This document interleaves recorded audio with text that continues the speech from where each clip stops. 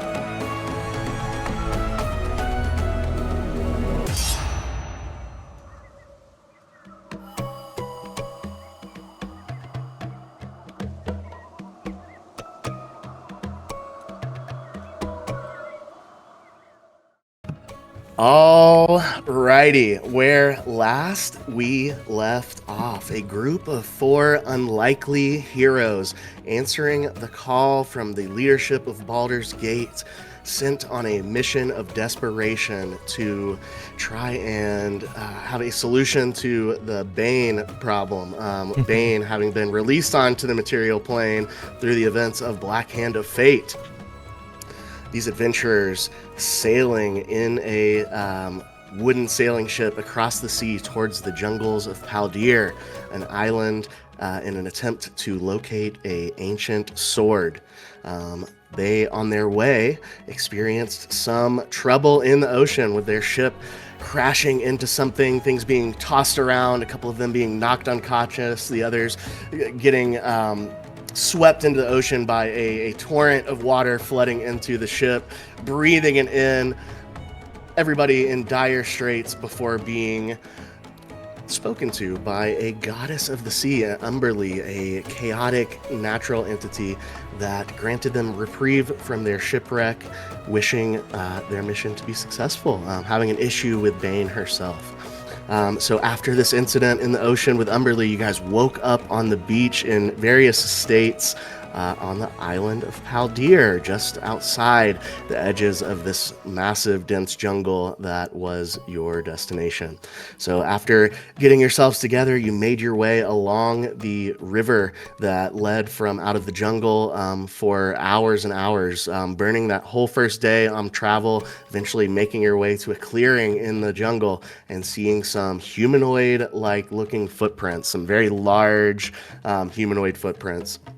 Making camp for the night, you each took a 3 of you anyway took a watch, had some time to think about the events unfolding in front of you, and woke up the next morning, and there was a intense moment at the river involving some fishing and a incredible natural 20, snatching this fish out of the water. Nonetheless, having some fish for breakfast and then setting out again, following these footprints further into this dense unknown jungle. After traveling for a few hours that morning, you came upon something, hearing the sounds of crocodiles. And hey, in the vicinity, you walked around a bend and saw a gorilla, a primate creature that was being surrounded by crocodiles on this rock. I believe that Lothario, you cast a spell. And you did, I think, 4 points of psychic damage to one of these crocodiles as it turned around and looked at the party. And I need everybody to please roll initiative. Oh, man. Here we go. All right. Abigail.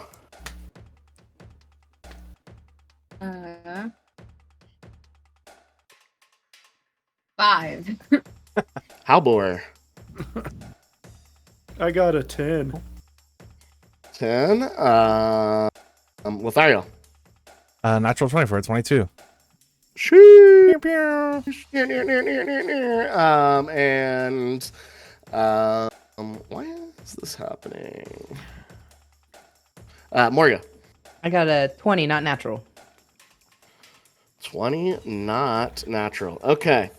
Alrighty. Lothario, you are going to be first to act here. You cast the spell on this one here as it turned around and gave you that crocodile growl. Looking back at you, you guys saw the saliva and river water coming out of its mouth.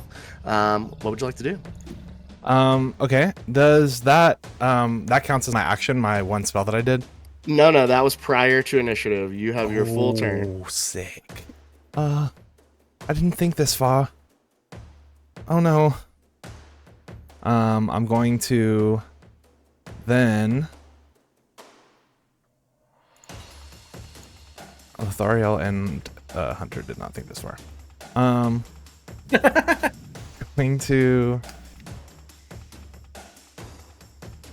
I think I'm going to maybe take a step back right here, kind of in front of Abigail.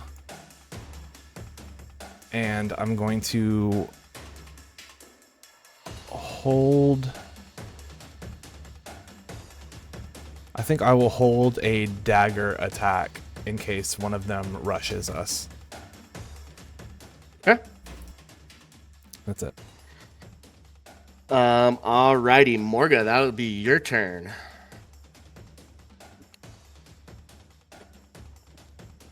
Okay. What I'm going to do is I am going to go like this with my armor, get comfortable, right? And I'm going to hold my shield and I'm going to use my longsword and like bang on it. And I'm just going to look behind at everybody and just go, let's roll.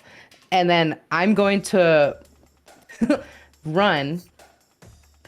Let me see. Let me measure. Oh, thank you so much. I'm guessing you have like probably a 30 movement speed. 35. 35. So yeah, 35. Any of these squares. I'm gonna go, if I can, right here. And I'm just gonna hold, I don't have anything as an example, just like hold my shield ready, and I'm gonna hold my attack in case it gets close. Okay, yep, you got it. You guys are both holding your attacks in case one of these crocs comes into proximity of you. Perfect. That is going to bring up this one. It is going to do that. Well, actually, it can only get 5, 10, 15. It can only get to right here. They have a faster swimming speed than land speed, so he can only move there. His reach on that is 5 feet, so you're going to be just out of range, and that is going to end its turn as it gets up, 5 feet away from you and gives you this nasty snarl. Halbor, that's you. Okay, so Halibor takes this moment and his hands light up. He does his little jazz hands. He grabs his book and he slaps himself on the knee, and he casts Expeditious Retreat as a bonus action. And you watch his knees and legs glow like a light blue as he enchants himself to be able to take the dash action. And then do it again as a bonus action for up to 10 minutes as long as I hold concentration. Okay. So this sickly looking little kid just hauls ass with the dash action, and I want to get all the way over here into the corner. Well, into the corner. I want to be in the open, but I want to be on the far side of the rock. Like right here? Perfect. Yep. Okay, and so just to clarify, you can now you're concentrating on the spell to be able to dash as a bonus action. Yep. Got it. Okay. Do I get an So opportunity then attack when he passes me? No, I'm just kidding. And No, 'cause I think you're it looks holding. really, and I think him running looks really funny because he's got this giant staff, so it's just slings out, and he uses it to almost do these little hop motions as he gets this extra speed boost going. Oh, cool. All right. And then I'm gonna make it over here and use my action to cast a basic cantrip Firebolt. Same little jazz hands, and then it's just a mote of fire shows up, and I throw it like a grenade. At this one? Yep, at that one. Okay. What is that? A roll to hit, I think. Yes, and I got a 14. 14 hits. Ooh. Take Write that this. Take this, you rapscallion lizard, and I do 2 fire damage. 2. 2. All right. This one's looking a little rough already. That's the one that took the damage from Lothariel before initiative started. Anything else for you, Halbor? That'll be me. All right.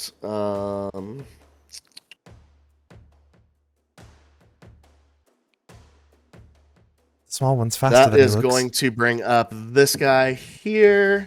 It is going to start making its way out as well as it sees you guys now kind of approaching this.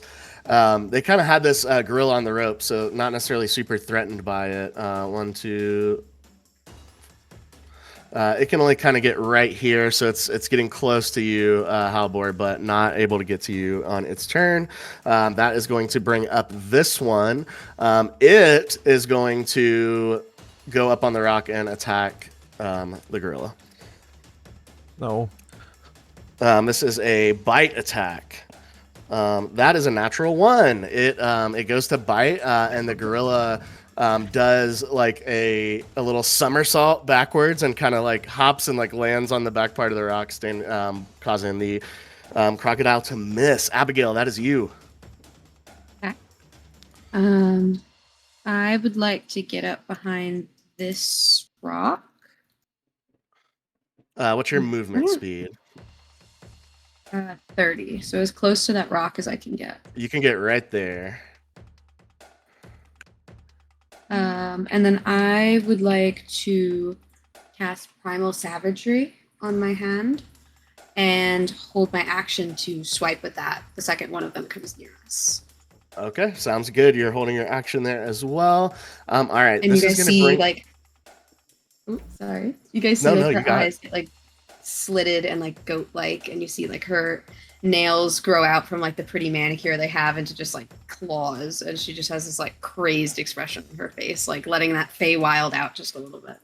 Oh, Awesome. shit. And just above table, never be afraid to interrupt me. I am the narrator. What you guys are saying is that's the key stuff. So don't be afraid to interrupt me. Okay, that is going to bring up this guy. He is not happy. He's kind of, you see him. This is the one that's damaged. He's looking a little more feral, a little more wild, a little more threatened, if you will. It is going to move as well. And you attacked Albert. It's going to come down this way towards you. 2, 3, 4. It will be within range of you there from 4 squares. It is going to take a bite attack against you, Halbor, as you see this, the crocodile do the little ground shuffle thing as it does its little lizard scurry up to you, and you see the jaws are halfway open before it even gets into proximity of you as it starts to snap down. That is going to hit with a 23. 19 on the die, and that one is going to be 7 points of piercing damage.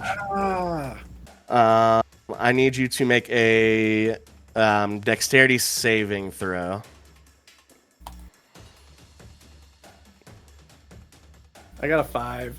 Oh no. That is not going to do it. Unfortunately, you are grappled as you guys look over, and Halrod is in the jaws of this crocodile down here at the bottom of the map. So you've got, bite attacks up here on the rock. You've got a homie inside the jaws of this crocodile. That is going to bring it back to you, top of initiative, Lothario.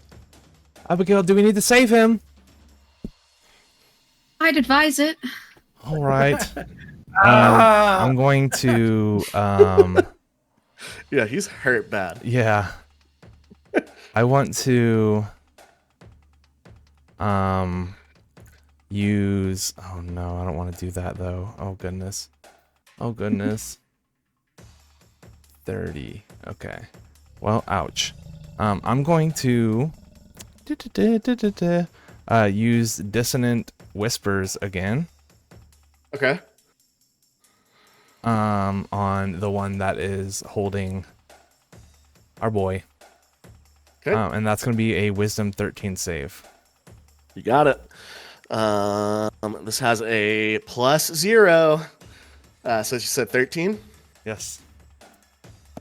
14 on the die. Should I silvery barbs it? You silvery No. barbs it? No, I'm not going to. Is that a second spell? Are you allowed to do that to your end spell? Oh, good point. It's a reaction. It's still the same turn though. It'd have to be after my turn, right? And then it wouldn't be my turn anymore. Yeah, I don't think you can't do it on your turn because it's a leveled spell still. Okay, so if I think you take half damage of 3d6. Yeah, that's true. Move. Okay, I yeah. remember it from last session. Okay, so 3d6 psychic. It's gonna be really good. 13 psychic damage. 13 psychic damage. That is on this one, right? Yeah. Okay, so that one's the one that was already hurt. What you see is those same kind of like electric sparks starting to like flicker in the air all around its head, and you see it kind of like like lift its head up and back. Halbord, you fall out of these jaws, land on the ground with a thud as this croc like fully flips over onto its belly and just kind of you see it like shaking and twitching its neck. And if I can add to that, when the like electricity and static kind of fizzles out, it just kind of fizzles out with a sound of like just, well, to be redundant, dissonant whispers. You just it just like fizzles out. Creepy. Anything else?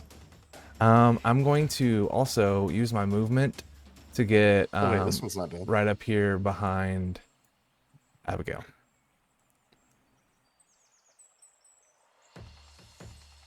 Okay. Whoop. Sorry, for some reason. Are they like yeah, okay. I thought I saw that.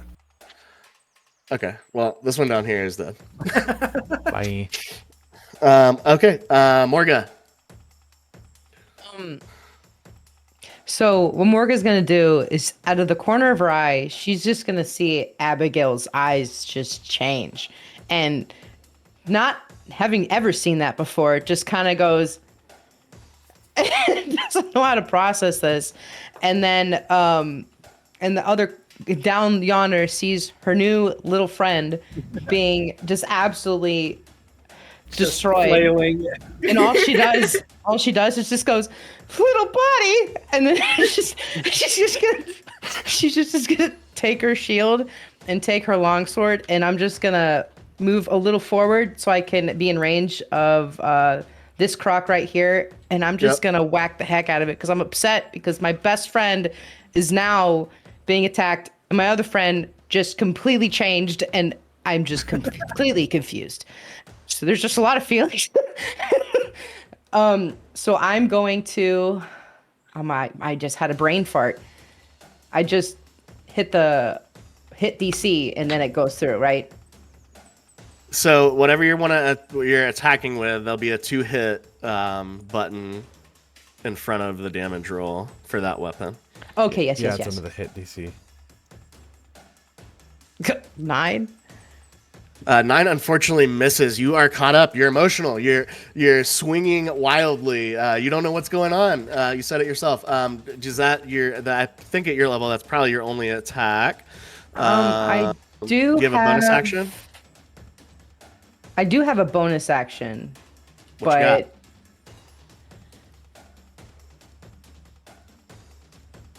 but whether or not you want to use it in this instance, yeah, that's one thing for sure.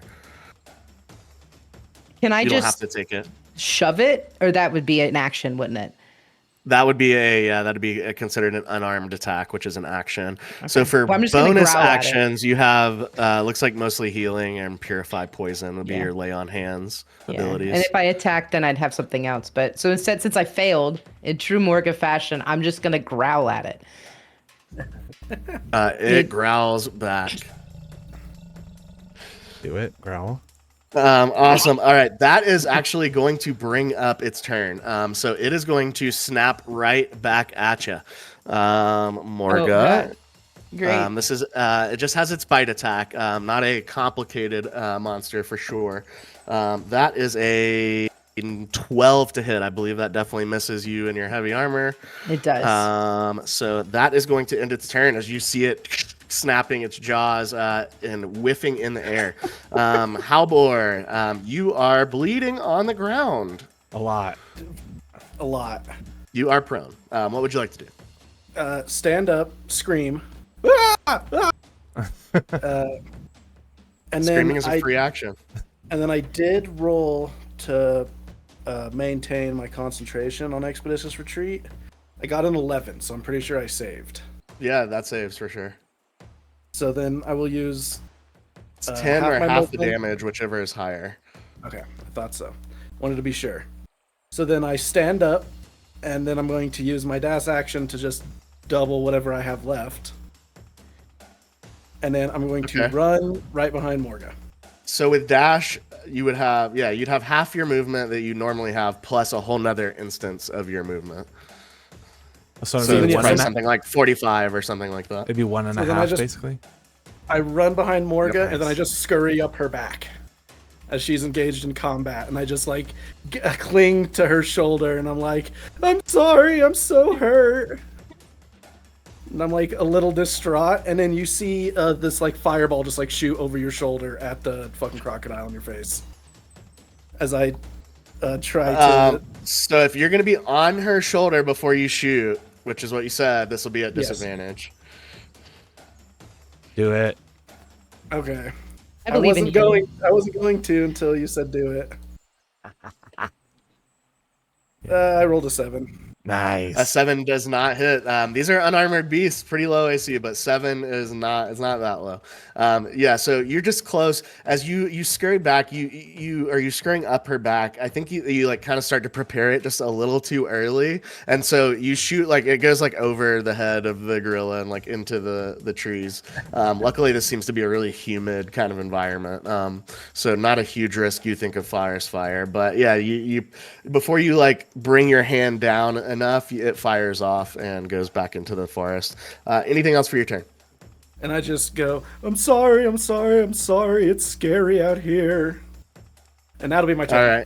All right. That is going to bring up this one. It is just saw its friend die in front of it in a crazy psychic electricity attack. It is a little shook and scared. It is going to run up though, 5, 10, we'll say 15 here, and it is going to take a bite attack against you, Abigail.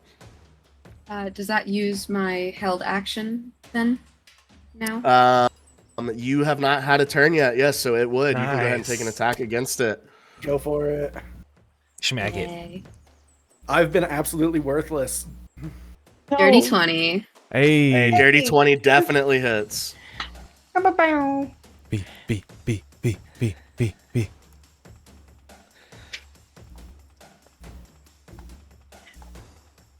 All that hype for 1 poison damage. 1 poison damage. Unfortunately, they are completely immune. No, I'm just kidding. They are not immune to poison. Yeah, she just claws right across his face and like snarls at him. All right, yeah, and you have that, kind of feral, wild look in your eyes, definitely embodying your Eladrin heritage, no doubt about it. And so now that that's happened, it is going to completely miss its bite. It was, maybe didn't do a lot of damage, but you got it like right across the eye, and it totally threw it. It's like Bitch like slapped just him. kind of like bit like a full like foot to your right. Good. I imagine that she immediately starts to not like come out of the transformation because it's only for the hit, and she just like looks at the croc and just like, no, that is a bad lizard, not nice. Nice. It looks back up at you and makes its sound. Okay, that is going to bring up this one here. It is going to take another bite attack against this primate figure. And you just hear as the snapping is going on over by the rocks. Stop it! Hey, hey. And this is going to hit. Unfortunately, that is a 21. Dang. That's not the right dice. This is the right dice. You're Oh, rolling max damage. That's 10 piercing damage on this, guys. You guys can see this is kind of at an elevated position. You see all this going on in the background behind you, and you see the jaws of this crocodile just snap into the like left forearm and like even starting like towards the elbow of this gorilla, and you can see like blood spray out onto the rock as this gorilla and that is going to end its turn. Abigail, you are up. Okay. I am going to use my rapier on the very mean lizard in front of me. 16 to hit. 16 definitely hits. Okay. 5 piercing damage. 5, got it. Alrighty. And then I would like He's starting to look pretty rough. I'd like to use a bonus action on our dear Halvor. Please. Healing word. All right. Yeah, as you kind of look over and cast healing word. What is your healing word? What do you say as you heal this small gentleman? I'd say that she cuts at the crocodile, and as it kind of rears back from getting cut by her, she's going to kind of like make eye contact with Halvor and start like whispering incantations, and you guys can see like a breeze kind of like comes from her and like lifts her hair up a little bit, and her eyes shine a little extra like sunshine gold, and then she releases off like from her hands this like beam of gold light, like pure sunshine just hitting you. And you get back anytime now would be great. 9 points of HP. Dang, put me right back up to full. Let's go. All right, Lothario, you see this golden beam of healing energy streaking across the battlefield in front of you. One croc down, but a few more to go. And you have now also witnessed the gorilla figure severely bitten now in the background. What would you like to do? I would like to, I believe, I'm going to get right here so I can take a dagger swing at the crocodile. So that one's going to be a 22 to hit. Definitely hits. All right, so that's going to be 3 piercing damage. All right. And then I'm going to Still up. I'm going to take my dagger and just kind of run it across like up towards like where my back is, where the harp is like sitting on my back, and just kind of strum it across the strings and just give like a little like a nervous like yelp note like and just like you see like a golden shimmer come off of the harp if you were behind me, I guess. And I'm gonna give Halrod here a bardic inspiration. Oh. So you have 1d6. Halrod. Halrod. So, And that is going to be my turn. Heck yeah, I'm gonna see if I have a thing for inspiration. I don't think I do. Inspired. I don't. Okay, Morga, that is you. And now you have a Halbor here on your back. You can almost feel the healing magic taking place right behind you. It's almost like this warm feeling, like on the back of your neck. Yeah. I'm just gonna, in the process of how we're climbing up to be on my shoulder, Morgan's gonna just move her sword to go for another attack and just wittily go, glad to see you back, and then just go for this croc right here again with my Sure. long sword, hoping I actually hit it this time. Let's go. Come on. Little guy 20? returned. Feral Not friend natural, not and feral. natural, but it's a 20. Let's go. Dirty 20 hits for sure. Very That's nice. so exciting. I'm so excited. Oh my gosh. Unnatural 20. Yeah. Okay, let's do. Poser 20. It's gonna get 10 damage, Damn. but because I'm also a frost giant, I also have something called Frost Chill, which says when you hit a target with an attack roll and deal damage to it, you can also deal 1d6 cold damage to it and reduce its speed by 10 feet until the start of your next turn. Oh. You get that 2 times per long rest. Yep, for sure. So I'm just gonna see what this button does. What's this 3. Nice. With remaining HP of 3, why don't you tell me what it looks like as Nice. your blade comes down and talk to us about what that frost, how does the frost manifest in your blade, and what does it look like as you take this crocodile out? This is so exciting. So I'm going to so Morga's sword, she's got her shield in one hand and then she's got her sword in the other, and she just is gonna go and just slash it right across the face, hoping to cut it in half. But in the process, I'm gonna use my pen as an example. She goes like this and then lifts her hands up like that and just touches it. And then you just see this blue ice just come and escape from her hand and just start to just extend over the crocodile. Sick. All right, so in front of you now is a slashed up crocodile popsicle.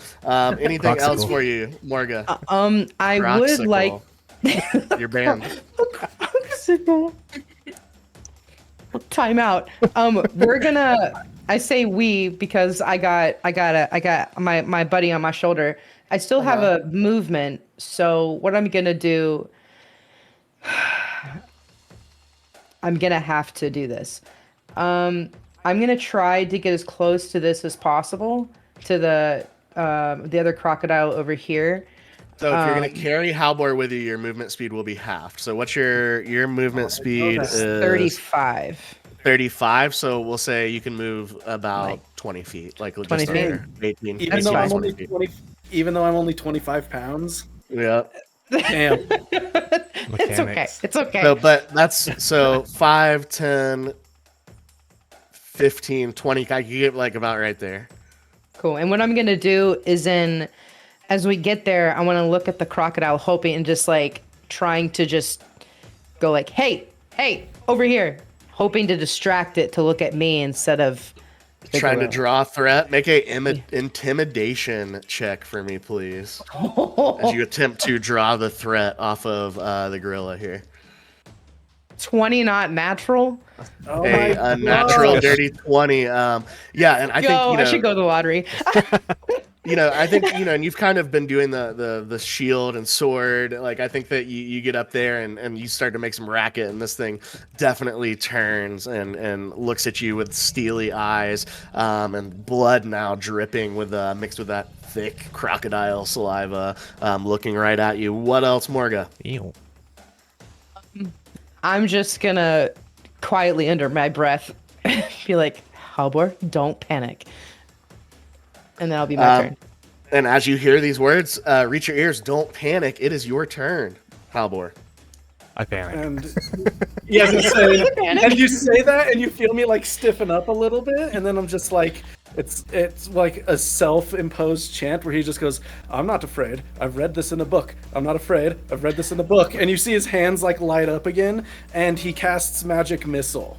And I just shoot 2 darts directly forward and 1 dart behind me at this other one. Okay, just roll damage. We know that magic missile is an automatic hit. So Love 8 that for damage us. to this one. okay. 2 4s. I almost rolled max damage. If only this were Daggerheart. And then 4 more damage to this one. 4 damage to that one. Okay. Yeah. So you see, Morgan, you kind of have a front row seat to this as you see these 2 separate magical missiles, these projectile magic energy shoot a pair in front of you. They kind of fly over either one of your shoulders and spin and kind of spiral around each other in the air before both colliding with the crocodile on the rock as it rears back and gives its crocodile roar in distaste from being hit. And as you turn around, Halbor, you shoot the one more, and we'll say it's like from your other hand as you kind of switch which one you're gripping onto Morga with. And this one is enough, and the 2 of you have a front row seat over here of a single missile spiraling as it lands right in the back of this thing's neck, and you see it bury itself into its hide just enough, and it almost like explodes and sends like a gore like shooting out of the back of this crocodile's neck away from you guys, luckily, as it falls dead on the ground to the magic missile. He's panicking. He's gonna kill us. Oh. I'm just gonna That look works. up at Halbor and go, "You learned that in a book?" And you just get this shaky, like, yes, I spent a lot of time reading books. Absolutely incredible. My books just tell me which mushrooms to eat. Halbor, anything else for you? Nope, that is my turn.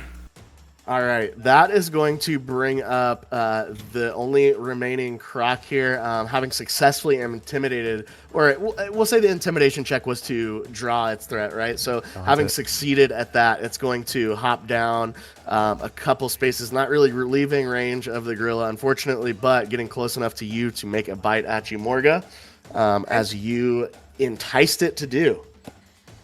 That will probably hit 19. Yep, by 1. Gotcha. All right. And then that is just 4 points of piercing damage. And I believe, are you considered a... Actually, I can just look at your sheet. You are... Actually, it doesn't... Do you know what size creature you are? Are you medium or are you large? I'm large. It would say in background. How do I? Background. Nay. No, really, because mine characteristics it says small. You are medium, actually. I'm medium. So you are medium. I need you to make a dexterity saving throw, please. Yeah, just because large is like 10 feet or something like that. I don't know if Nat it's 20? like that, but oh, nice. With a natural 20, you succeed. Go. This will never happen again the rest of the campaign. I'm just letting you know. Not with that attitude. Sorry. With a natural 20, I want you to do a second thing for me. On your character sheet, right under where it says your longsword, you have an unarmored strike. I want you to roll to hit on your unarmored strike with this natural 20.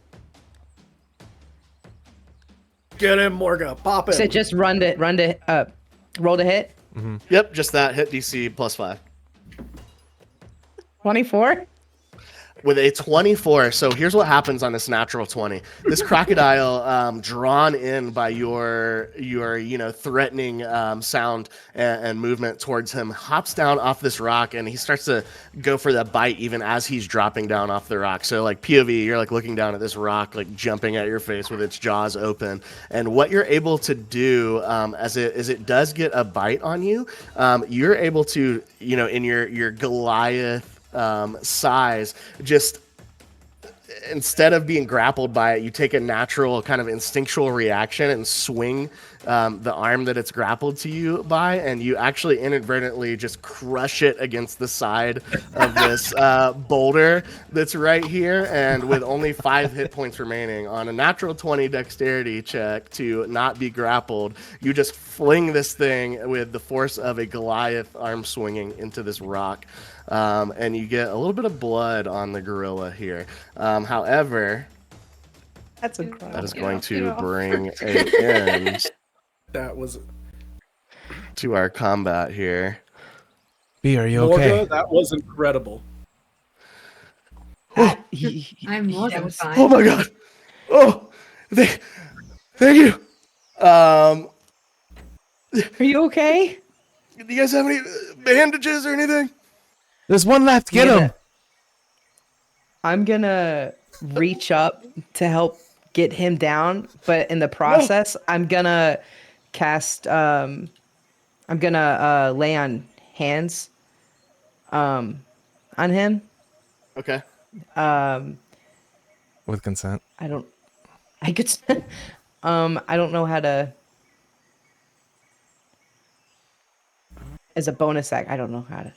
You could maybe So press bonus the way actions. that You works could is you just have minus it out of its. you I have a can just healing minus that. pool, so you can choose how Oh. much you want to heal him for, and use that much out of your healing pool, and then that will reset back to your maximum anytime you take a long rest. All right. I'm gonna use 5. And help Okay. him. Nice. All right. Yeah, and as you clutch your amulet or your medallion of helm in one hand and reach out your other hand, you can physically see as you lay your hands on this gorilla, the bite marks on its arm start to like seal up in front of your eyes. Through the power of divine magic. Oh, thank you so much. Oh, I would have been goner if you guys hadn't showed up. How do we know you're not Speaking- evil? What? How do we know you're not gonna kill us? Why would I kill you? I don't know anything about this jungle. You seem to have some really bad trust issues. I haven't shown any hostility to you. In fact, I'm super grateful that you saved me. He just kind of like postures himself back up and like kind of brushes himself off, tucks his flute in, like, well, all right. You see him kind of like look over the 4 of you and what brings you here? I've never seen you here before. We don't get very many visitors. Are I you am the like- keeper of this island?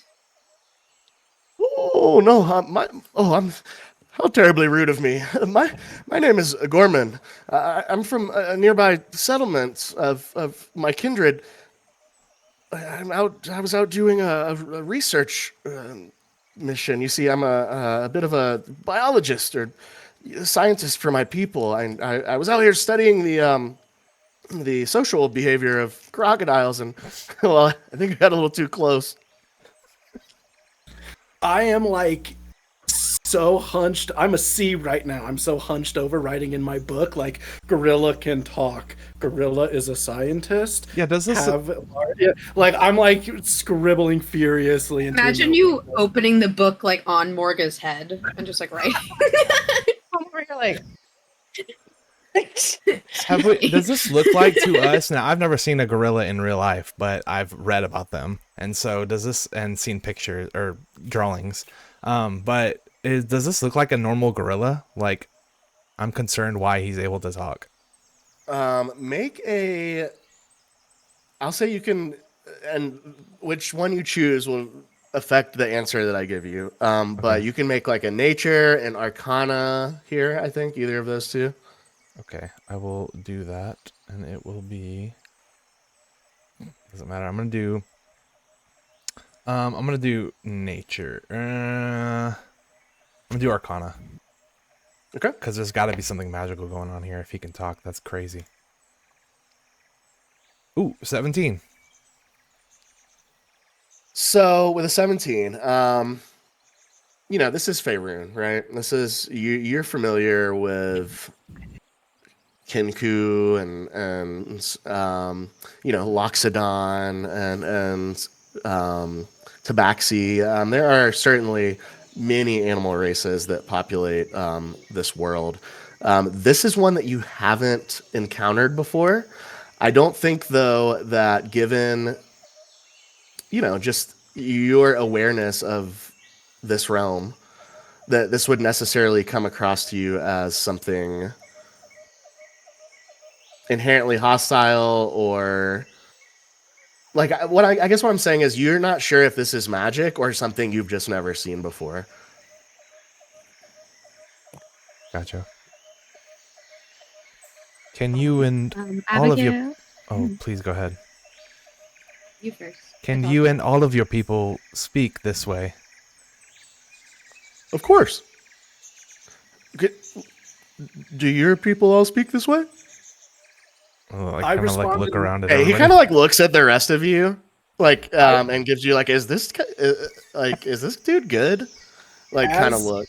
As he gives at least me a look, I would like to respond in Gnomish and see if he understands, and just go, "I am friend, ally of Morga," and I like pat her shoulder as like I'm sitting on it, and I want to see if he understands what I said. So cute.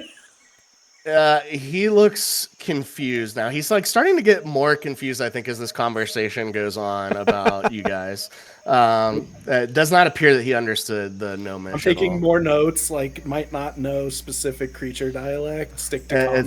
Yeah, it knows common for sure, though. And then I just repeat what I say in common. I am Halbor, a friend and ally of Morga, and I do the pat again. Well, hi, Halbor. Sure, thank you for being here. Again, what brings you here? You're not from here, are you? I kind of like, I want to like... You don't look like pirates. Yeah, I want to give a look to the group and go, we're here on a mission? Oh. And like look very... Well, listen, I owe you my life. Is there anything I can do to help you with your mission? Actually, I would love to compare notes with you for a little bit better of an idea of the environment we're dealing with on this island. It's certainly unique. Oh, sure. Well, I have a whole library, and lab, research lab back in my village. If you all would like to visit, I mean, it's the least I can do. I could probably get you some free room and board, and perhaps a little spending coins. Again, I owe you my life. Without you, I would be probably at the bottom of the river by now. Do I believe him? Make an insight check. Can I actually... I was actually going to do the same thing, can I? Everybody make a insight check. Or if you want to give one person the lead, they can... Well, no, this isn't really something you can aid with. This is kind of going on internally. Yeah. I got a 14. I got a 12. 24. Those are all pretty good. Maybe the 12 is like on the lower side, but I mean this I will say too, in the process of this insight check, you look around the scene now, you get a better view now that there's not an imminent threat, and you see a few things that are kind of like look to be like he dropped surrounding the rock in front of it. You can see there's a satchel, like some sort of little bag. You can see there's what looks like an empty glass bottle, like maybe like a water bottle or a potion bottle or something, but it looks empty. You can see that he has a spear that is like, it looks like it's like broken or damaged, laying there on the ground in like a small notebook that looks like it's almost spilling out of that satchel. So seeing that stuff, hearing what he's saying, yeah, you guys, he seems to be on the up and up, you got a 24, Abigail. I think that you can get the sense too that this isn't a fey creature, but it may be the level of intelligence and stuff may be a result of its proximity to the Fey magic here. You're not 100% sure, but it's like you're starting to like have this working theory on it. Yeah, I think as a fellow researcher, she's definitely like really excited to compare notes and kind of like copy down some of the actual like hard details of this place since there's so much unknown about it. Well, yeah. If you guys would like to come back with me, you're certainly more than welcome. And I'll be honest, we don't see a lot of outsiders, and we keep to ourselves somewhat. But you, like I've said several times now, you guys saved me, so it's the least I can do. Maybe you can find some information in my library about your mission, or maybe somebody in town can know something. What is your mission, by the way? I give Morga a long look and I just wait for her. What she's gonna do, Morga, is she's gonna just, clear her throat to try to avoid the question, and she's gonna look at the gorilla and go, "You said you don't often get visitors or outsiders. When was the last time anyone came to the island?" Well, when I was a young one,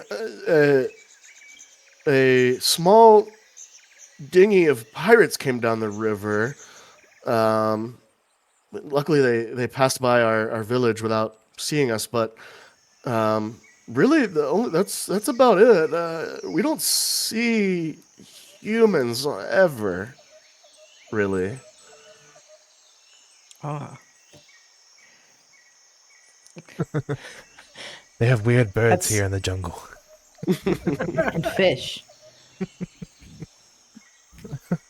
You're the first humans I've ever seen in person, actually, besides those pirates. Have you heard of what's going on in the mainland? No, we don't. We've never been to the mainland. The jungles here are really all we know. You worship any specific entities of the jungle? No.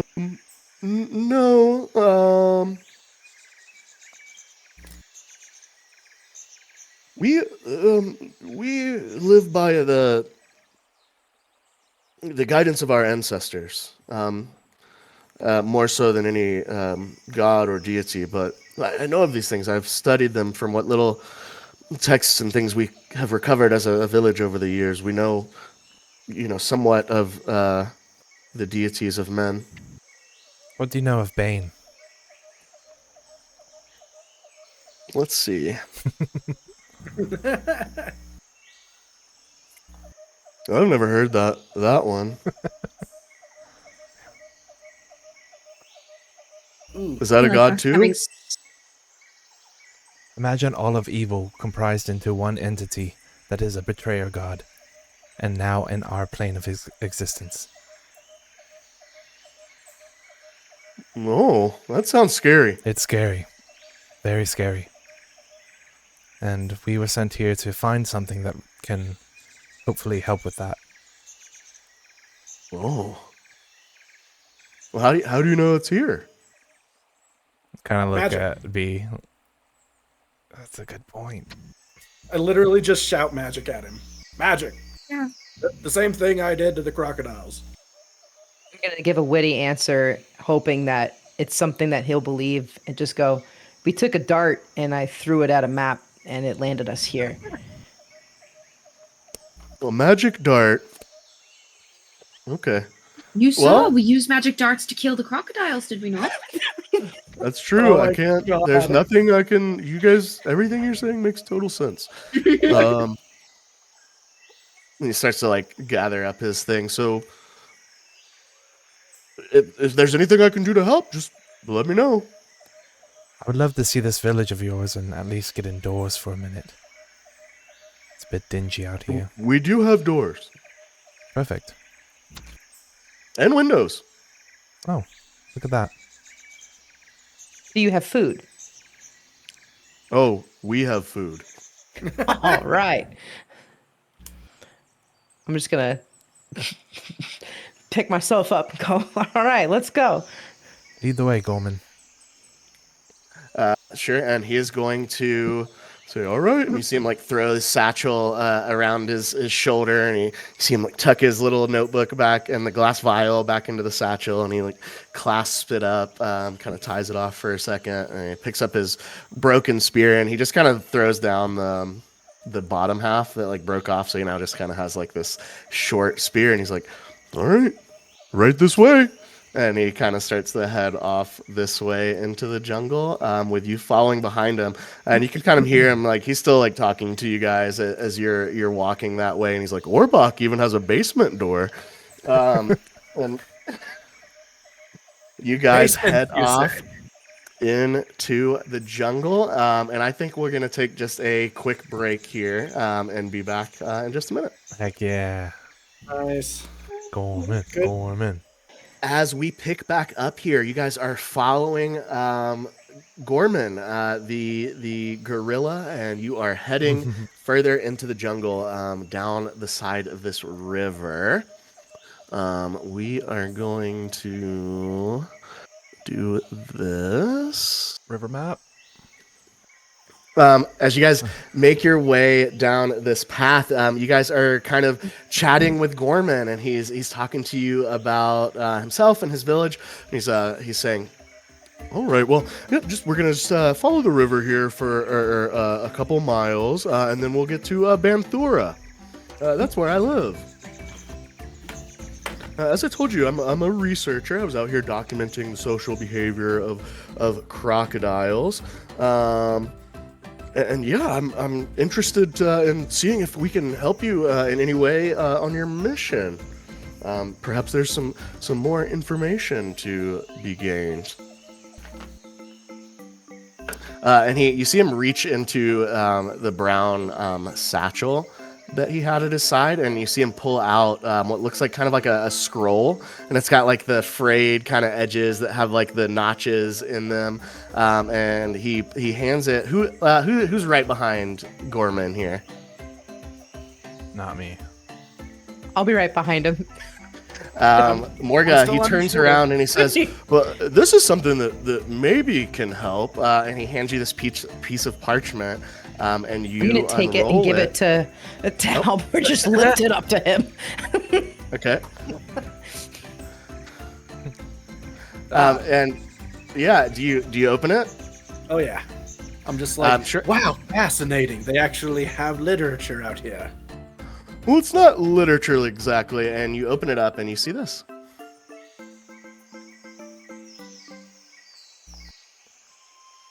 And you get what is the most accurate map of Paldir that anyone from the mainland has ever seen.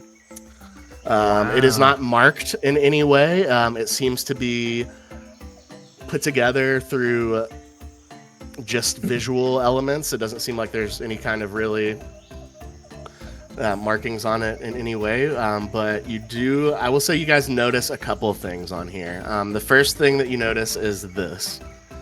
That stands out pretty big on the map as the only structure, really. And I think putting two and two together with what you know about this island, you get a pretty strong feeling that this is Ravenshide Keep, the pirate stronghold located on the island. At least that is an easy conclusion to jump to. Other than that, you don't see a whole lot. You see that the river, you can see kind of now where you entered. If you zoom in down here, complete with shipwreck. But yeah, Cool. This is kind of where you guys landed. This is the beach that you started on, and you have been making your way along this river. And you reached, about right here, so throughout the travels so far. He says, "That's a map of Paldir. Sword, I don't think you told him it was a sword.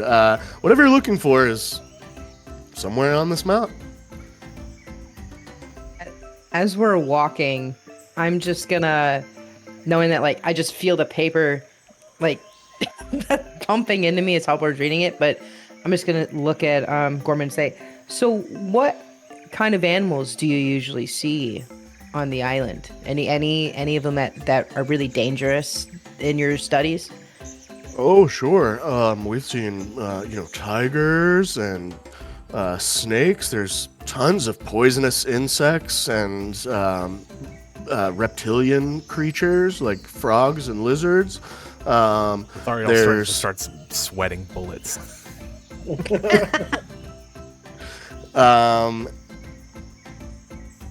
That's a bit of crocodiles. And then there's the fairies. And he says that just as if it was the most normal thing in the world. The fairies? Actual fairies? Yeah, pixies and sprites, and they were here. Well, they've always been here. Damn, can I get an idea of how much I've in mainland Faerun and Waterdeep, specifically in that area? How much would I have seen pixies or fairies, if at all? Almost none. Okay, yeah, they typically fey creatures mostly like to stay in the fey realm, and typically it's very rare, not unheard of completely, but rare. They draw a lot of attention, and yeah, it's just not common. And he mentioned fairies. And one more thing I'll say on this is, and Abigail, of course, would know, Fae are typically also concealing their true selves is not uncommon.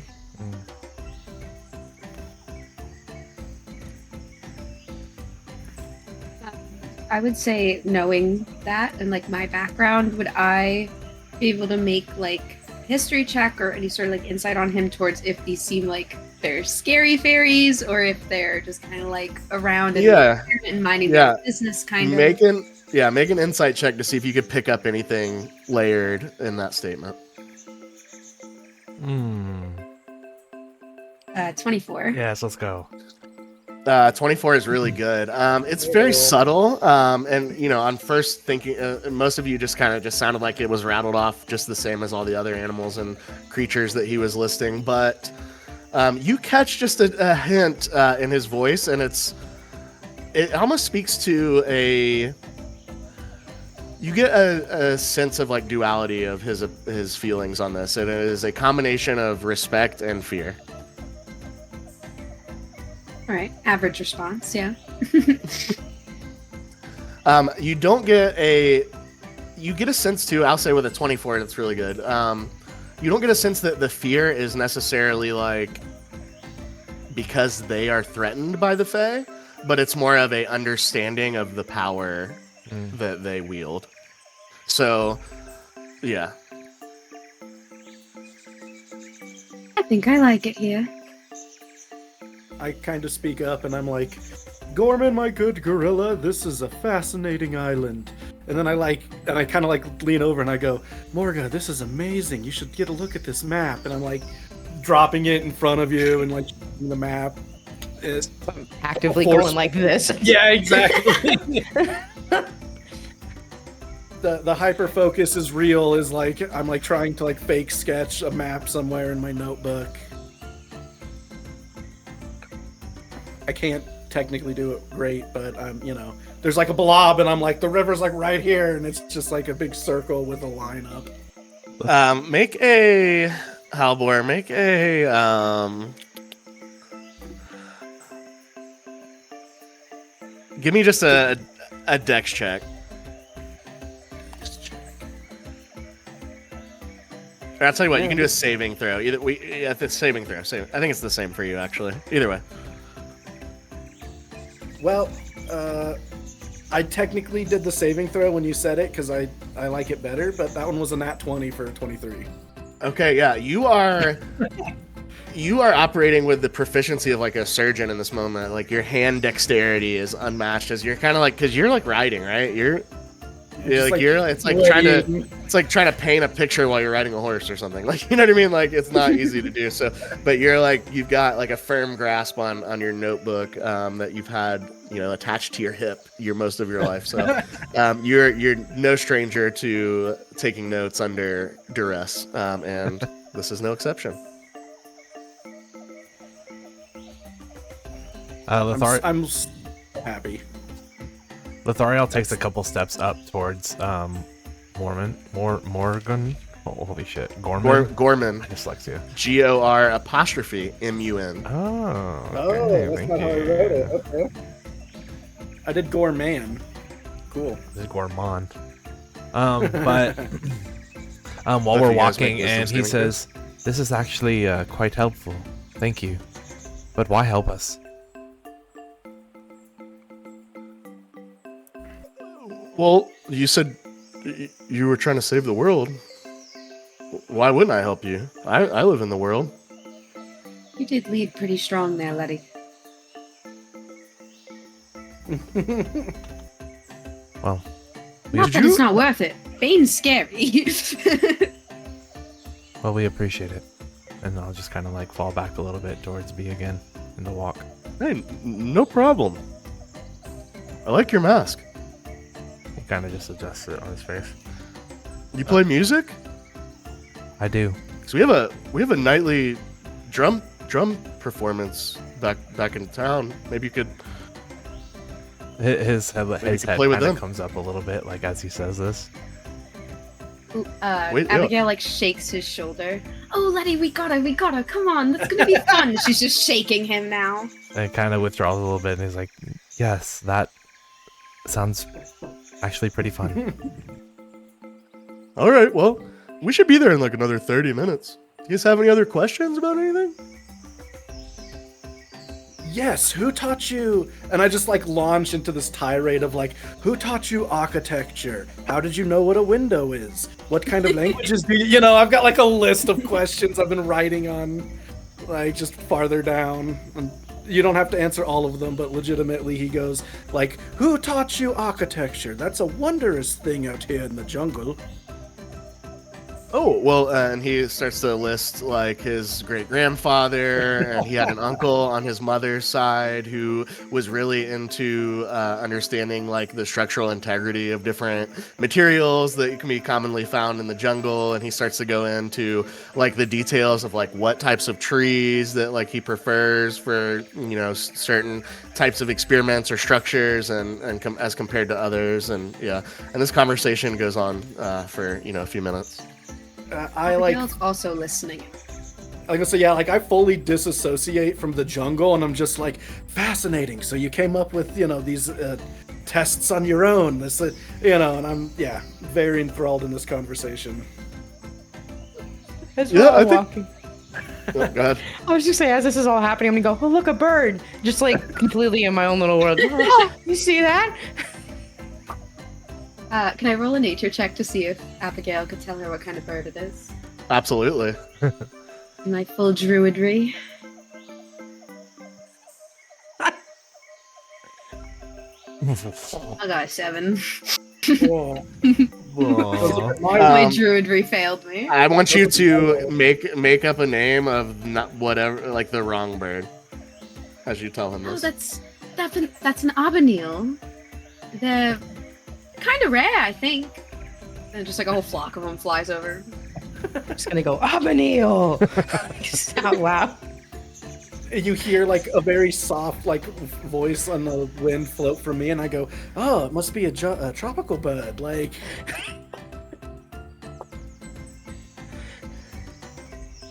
We've always called those kakapo. oh. I'm just gonna look behind and go, Dialects, sweetie. Maybe that's just the jungle name for him. I don't know. Different regions and all.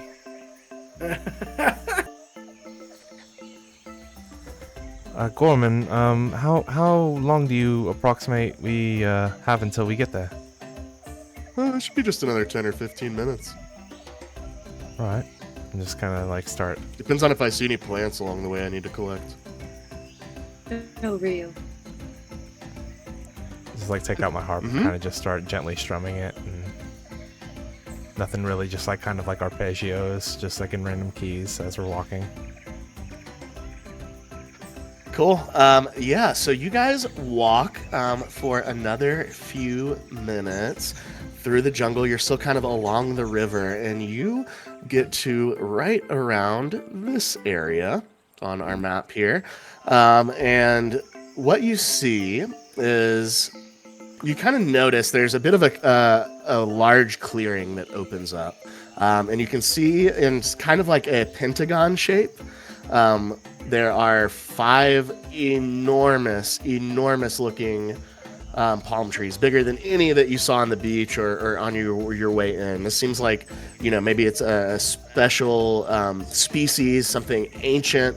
Either way, I mean, we're talking like 20 feet probably in diameter. The trunks of these trees, think like the redwoods in the Pacific Northwest, but palm trees. You could drive a carriage through these things, as they say. And Gorman kind of walks you towards the one that would be kind of the southwest of the Pentagon corner, and he says, "Right this way." And he says, "You would never know it, but we're right below the village. We keep ourselves hidden." And you see he reaches behind this palm tree and kind of you can't really see exactly what he does, but you hear kind of, and then you hear this sound. It's like, and you kind of hear it from above you, and you see the canopy of the trees above you.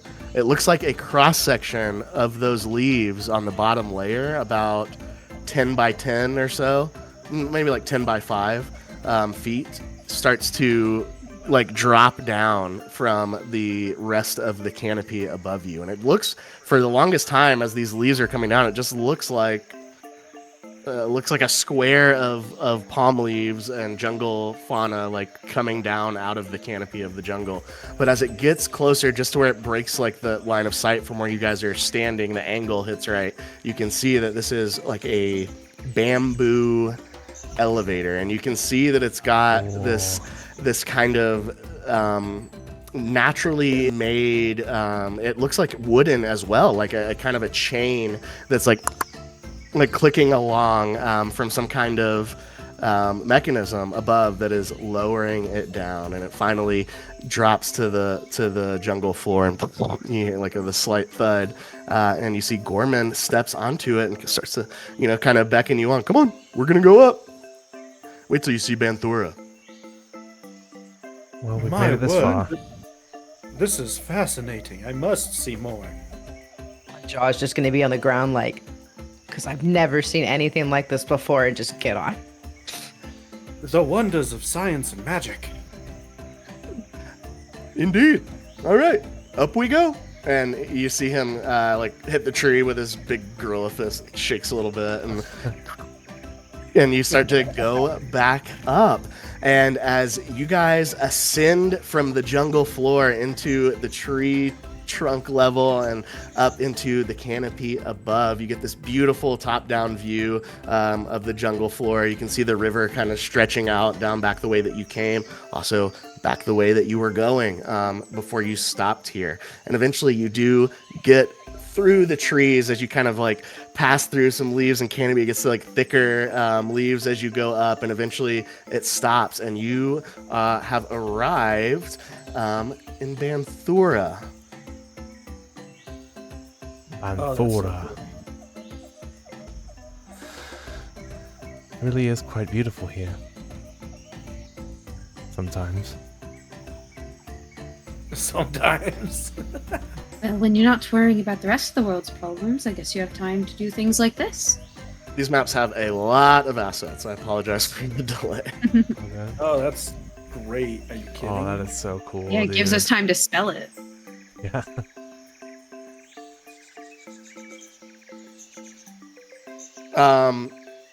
And I think this is cool, so I'll show it on stream. This is what this came from.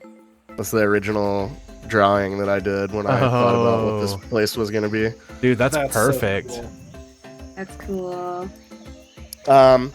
So, you are risen up. The platform that you're standing on kind of clicks into place, and you see it levels out with this floor of bamboo and jungle woods. You look out and you see a tree house kind of city. You see the platform that you're on is one of these round ones down here in the bottom. My ping is very, very small. This map is, you can zoom in forever. Oh god, it's Yeah, so you guys come up like right around this area, and you can see behind you these large tree trunks that you saw now are up here in the top. They do extend above. I just kind of did it in a cross section to make it easier to see the actual village. But you can see circling these tree trunks are houses that are built in to the tree trunks, and it looks like they go into the interior of the wood itself. You can see these wood bridges that are tangled with ivy and vines that run along them. Everything seems very kind of, a lot of it is bamboo. A little bit of it is like kind of other, jungle woods, but most of this is bamboo. You can see that there's two bridges on your left and right that stretch out to the other tree trunks and what look like more homes and residences. And then there are bridges that stretch out towards the middle of the city here, and you can see that there's a large platform with some structures there. But Banthura here, it hums with life high above the jungle floor, nestled in this emerald canopy of vast ancient rainforest. The village itself is a breathtaking marvel of arboreal engineering. Homes, workshops, communal spaces seem to be kind of seamlessly woven into the trunks and limbs of these colossal trees. Thick bamboo platforms suspended by webs of ropes and vines stretched between the trees. They sway kind of gently in the breeze that seems to be ever present on this island with the ocean so close by. You smell this rich sense of moss, ripe fruit. You can smell wood smoke burning from, fires somewhere in the village. And as you look around, you see more of these gorilla creatures, the inhabitants of Banthura, moving around both with purpose and grace. They wear vibrant armbands around their arms, many of them different colored. It looks like it may signify some cultural aspect of what's going on here that you're not too sure about yet. And yeah, you also see, as you guys kind of came up this elevator, and it was your first glimpse at the ingenuity and engineering that the people of Banthura here have been capable of. You see ingenious water wheels spinning kind of lazily in the background, channeling the flow of rainwater, and it even looks like they're pulling up water possibly in one location from the streams below. And these machines, like these ropes and pulleys and mechanisms that they've designed, they kind of have this familiar like sound that you can hear all over. It seems like some of these houses have different little machines and mechanisms that have been built to help them with simple tasks, whereas you also see, as you look into the area in the middle, you can see like big fountains with water wheels on them that seem to be operating other things for the village as a whole. And you see, children here laughing and running, playing in this beautiful day that we rolled for. This village is alive with the sounds of work, play, invention, tradition, all coexisting here in this delicate, beautiful space. As you reach this top of this platform, Gorman says, "All right, we're here. If you want to follow me, I think I can probably get you some rooms. I'm sure maybe you want to rest after that battle, but whenever you're ready after that, I can ask you to come to my library, and I'll have something of a reward for you, and also let you peruse my books." Yes. And he starts to kind of starts to walk down this this bridge here, and you guys, as you walk down, I mean, this is like something straight out of like a Robinson's Crusoe's wildest dreams, right? Like you are in this treehouse village. Like as you pass down these bridges, like some of the trees are not as tall as like the canopy above you, but taller than the canopy below you. So it just gives this sense of like, like the image I have in my head is like when you go to the zoo and like the zoo is like really themed towards whatever exhibit you're in. Like you guys are like in like the craziest like jungle treehouse exhibit you've ever seen. Like it is amazing looking. And he leads you down this bridge. Anything you guys want to talk about or discuss as he takes you to where he's saying you can get room and board for the night or for your time here? I'll gladly take a bed and shelter. My goodness, they're far more developed than I would have guessed. Look at these glorious buildings out of the humongous trees. They're gargantuan. Place is lovely. Oh, thank you. I've lived here my whole life. I love it. I wouldn't want to be from anywhere else. Banthora is my home. Gorman, before we go too much farther, is there any rules we should know? I don't want to create a faux pas after all. Great Well, point. I mean, we have a few things. Like I said, this is the only place I've ever known, but I can tell you a couple things. I already told you that we kind of live by the guidance of our ancestors. Sometimes we have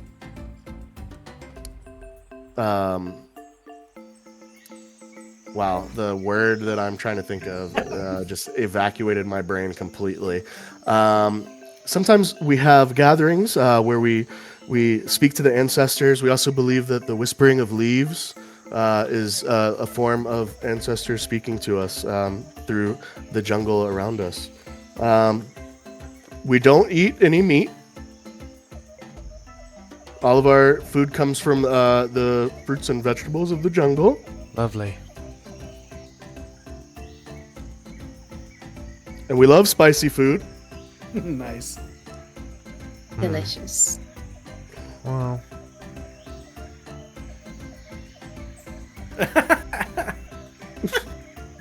But other than that, I mean, just don't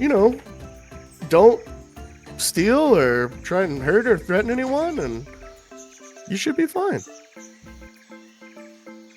Good enough deal.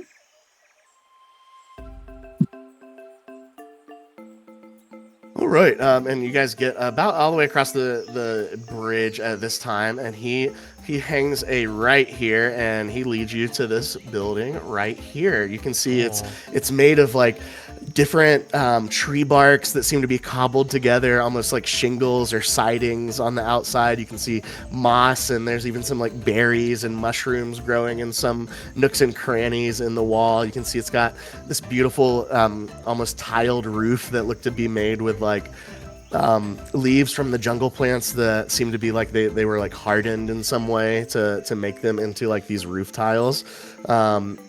And yeah, he leads you in and he says, this is the Inn and Tavern. I'm sure if I speak with Murikai, I can get you a room here. How would you spell that?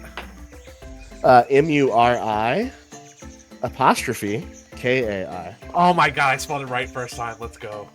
Me too. Holy. I was like, alright, these apostrophes. Nice. Yeah, and he leads you in, and you see this. The theme of the interior of this place obviously is matching the vibe overall. Lots of bamboo. You can see there's like little water wheels that are spinning, making clicking noises. You can see there's like a little conveyor belt almost. There's of some kind that's running in front of the bar, and you can see that there's like literal bowls of different what look like meals that are on this conveyor belt that seem to be like spinning around the outside of the bar. And if you look closely enough, you see one patron that sees something that passes by and they just grab it off the conveyor belt and start eating it. But yeah, you see Murikai standing behind the bar, and you see Gorman say, "Oh, wait right here for a minute." And you guys kind of are like standing around the table as you watch him walk up and begin to speak with Murikai for a moment. And then after just a minute or two, he comes back and hands you guys 2 room keys total, and says, "I told Murikai what you did for me, and she said you can stay here as long as you want." And he said, get a good rest. Maybe look around the village a little bit if you want, but come see me in my library when you get a chance. I have something for you, and I think you'll find some hopefully valuable information in through research there. Is there anything else I can do for you right now? I need to get back and get this crocodile research filed. I certainly worked hard enough for it. What time is that drum thing you mentioned, dear? We usually do it right before dinner. And I will say you guys noticed as you walked across the bridge, there was some kind of what looked like a communal area with some tables.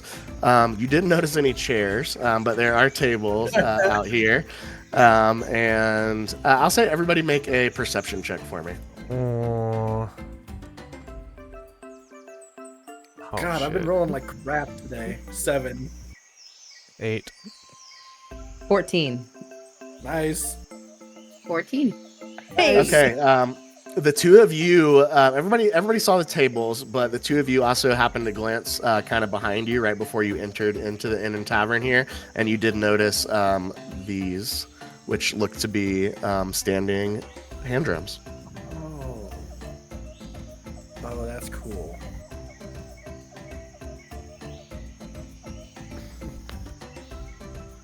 And he's going to go on to say, yeah, it's right before dinner time, which is usually right around sundown. About how close are we to sundown? You see him look up and realize he's inside and just kind of shrug his shoulders. Should be in a little while. Everybody make an insight check here.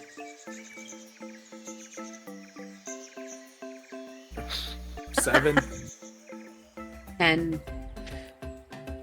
3. 7. Oh, wait. Would I still have that bardic inspiration? It lasts an hour. Probably not. No, the walk was too long. I don't know that would have helped anyway, since your roll is kind of on the lower side to begin with. Yeah, it's only D6. I will say you guys collectively do not pick up on anything here. But yeah, he seems to not know about what time it is. Yeah. Well, should we get situated in our rooms before we head back out? I'd like to clean up a bit. That'd be nice. I still have crocodile blood all over me. Oh, I can fix that. Really? Prestidigitate. It's the only reason I ever learned this spell. Allows me to stay clean. And you see, Gorman heads out the front door and he says, I'll see you at the library. And you take, a second or two here, and Morikai speaks to you. She says, oh, hello there. Welcome to the Inn and Tavern. Gorman told me what you did. It's fair play there. We've got those 2 rooms for you as long as you need. And we'd love to have you for dinner tonight. If you need any food or drink from the bar, we'll have to charge you for that. But, the communal meal this evening will be on the house, certainly. You are honored guests, to say the least. And she reaches down behind the bar, and she grabs what look like 4 white strips of cloth, and she hands them all out to you guys. And she goes, here, these are for you, and points to her armband. If it's gorilla size, do I just wear it like a belt? Oh, she says, haha, let me get that for you. And she cuts it into like a third of its original size. Oh, thank you. And I tie it like normal. What is this for? Oh, I don't know if you noticed, but everybody here wears armbands. It kind of helps everybody know what you do here. These are for visitors. I have to say, they've been sitting under here for ages. Insight check. All right. Did you say insight check? Do I believe her? Make an insight Doing check. the same thing. Can I roll 2? 8. Yeah. I'm gonna roll because we both squinted our eyes at like the same time. Yep. Oh my 5. gosh. Today's a bad day. Yeah, you don't. You're suspicious. I'm distracted by the thought of a room.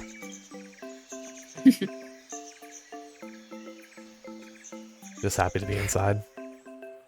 Can I get you anything to drink right now?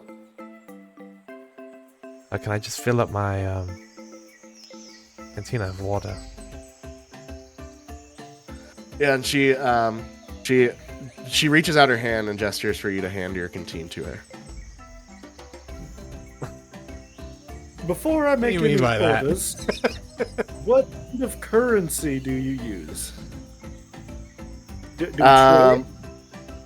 She let's resolve the canteen thing first, and then she's gonna get to you. Water skin. That's what I couldn't think of the name. It's called water skin. Water skin. She's trying to take my water skin to fill it up.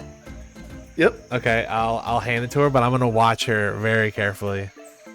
For no And foul you play. squint at her with the most pinpoint, squinty eyes you could possibly squint. And she turns around and there's what looks like a little, almost like it's small enough to be like a stick or something. It's almost like a stick poking out of this little slot in the wall. And she flicks it up, and it reminds you of like a switch or something like that.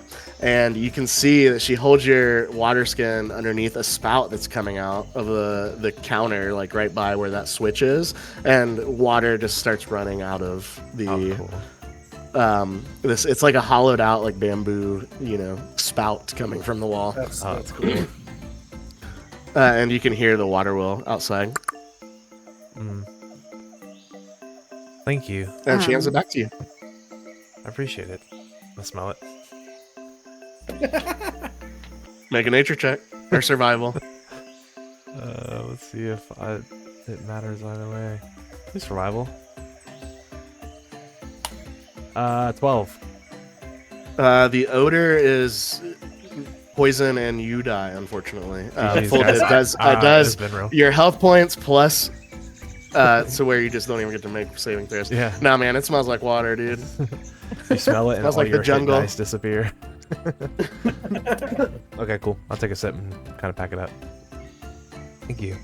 Abigail like kind of makes like nice eyes at Lothariel, and then kind of turns to the bartender. I'm sure you have a fine assortment of fermented fruit beverages, perhaps? It must be delicious when you can get the fruit right outside your door. We really do love what we've got. Molten mango juice. I've got cooling coconut nectar, and we've got the spice spark elixir. Ooh, one of those last ones, please. And she says, well, that'll be one banana coin. I'd see. What is a banana coin? Oh, yeah, I like- you asked about this. Yeah, I straight up stutter for a second, like. Immediately like Mario money. Oh no. Yeah, and she pulls out a what looks like a like a little coin purse from her side, and opens it up and reaches in, and she pulls out this wooden coin. And she actually pulls out 3 different wooden coins. You see one of them has kind of carved into the surface of it a single banana. There's a slightly larger one that has 2 bananas carved into it. And then there's a slightly larger one than that has 3 bananas carved into it. She says, well, we have 1, 2, and 3 banana coins. This drink is one banana coin. Do you happen to trade in precious metals? No. Drat. Do you happen to have like a currency exchange? No, we just use banana coins. I'll tell you what. The first round, given you saved Gorman, surely I can get you all a round of drinks to start with. Again, we've got molten mango juice, cooling coconut nectar, and the spice spark elixir. Turn to B. I'll take the mango. I think I might forfeit my drink for a banana coin, actually. No. Oh, I kind of look up at at the keep, like, look, okay. Shit, you can hear me. Also, why are you wearing a mask, little one? Or not Average the littlest, but average one. It's, well, I'm a bit uncomfortable in a new land, so it's just for safety. Can you drink with that on? I don't think I can. Alright, well. Do you want a drink? I'm alright. Might have a straw. Alright, so that's 1 molten mango juice, a spice spark elixir. How about for you, little one?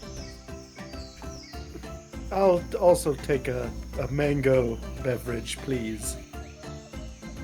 Cool. Yeah, and she goes, all right, 1 moment, and she goes, like, turns around, and you see her.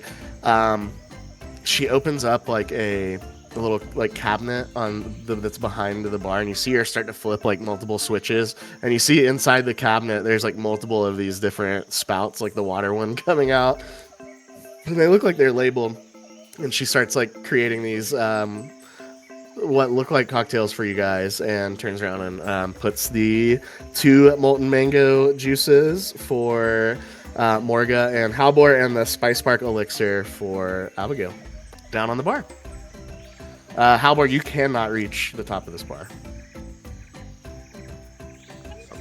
Pardon I kind me. of like. Oh, go ahead. I look up. I was just gonna say I want to look up at Morga and just be like, can I get a lift, please?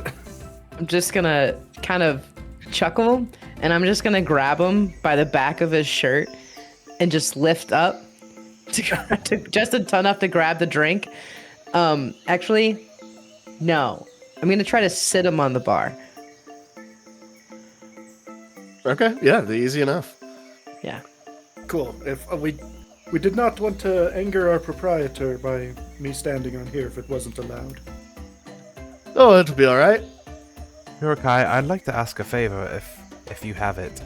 Instead of a drink, could I possibly get if you have maybe a cup of yeast nutrient? Like a rising agent for... A cup of yeast nutrient. Let me look at this menu I invented. Do you have shit to make beer rise? Or beer ferment, whatever the fuck? I don't know anything about. I'm not the chef, but let me go back. We have flatbread, so perhaps... Lothario knows how to make mead. I don't know shit about making mead. So flatbread is yeast, you use to make bread. So I want to have you make a persuasion check. Okay. Here though. Depending on the fruit, its natural sugars can start the fermentation process. Or you can use wine yeast, and that can jumpstart the fermentation process in real life. Yes, I remember sharing that with you. I got a natural 20 for 24. Did you Natural really? 20. Yeah. She is persuaded. She goes back there and she is able to bring out. She's got a little packet, and she said, "Well, chef wasn't crazy about parting with this, but this is as much as he would give me." And yeah, so she gives you a little packet of yeast Thank you very much. that they use to make their flatbread here at the Inn and Tavern. I'll take it and just put it in the pouch next to my fermenting pineapple juice mush. She says, "Anyway, if you'd like, you can, after you finished with your drinks, you can head up the stairs, and there's the last 2 doors on the left, All right. Thank you. or come back whenever you're ready, whatever you fancy." We'll look around this bar. Do they have like a little podium or stage or anything like that? Like in the corner? So if you look at the actual outline of the building on the map, you see it's got like the 2 water wheels. So you came in here. I would say this semicircle area here on the left side of the building is a small stage under there. Cool. Okay, interesting. I clocked that. I'm gonna start making my way upstairs. Okay, so I have multiple questions. Oh. How big is this drink, like physically compared to my body? Are we talking I like was a actually big mug or like? Yeah, I was gonna say something about that. It is. There's no question that you're holding it with two hands, and it is a struggle. So I take this like big drink, and I need to know how alcoholic it is because this will be the first liquor Halvor has ever had. Sheesh.